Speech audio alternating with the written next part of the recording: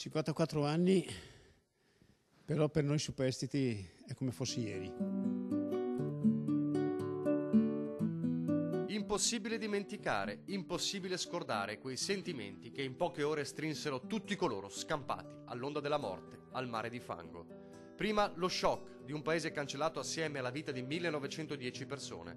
Poi il dolore per tutti quei volti svaniti per sempre. Infine la rabbia per un disastro annunciato e ignorato. Sera del 9 ottobre 1963. Le lancette dell'orologio sono ferme lì, soprattutto per chi, come Gianni Olivier, è scampato per caso a tutto quell'orrore.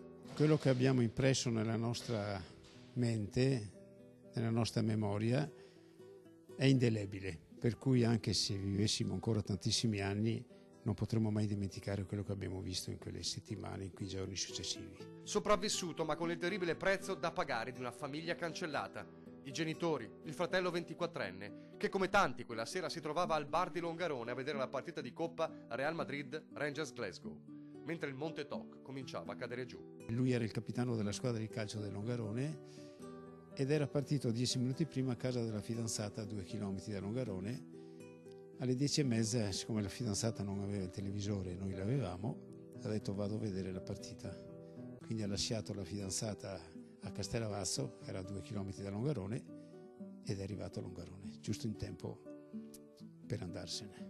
Ore 22:39, tutto si compie e tutto cambia per sempre per Gianni e tantissimi altri. Gianni che si salva perché è fuori città per lavoro. 54 anni dopo è tempo di ricordare, o meglio, come sempre, è un dovere. È una responsabilità sicuramente di far conoscere questa nostra tragedia a più persone possibili, affinché si debba lanciare un messaggio molto forte e chiaro. L'uomo non deve andare contro la natura per interessi soprattutto economici, e poi dobbiamo cercare di fare prevenzione, dobbiamo guardare con attenzione la natura e mai metterci contro di lei.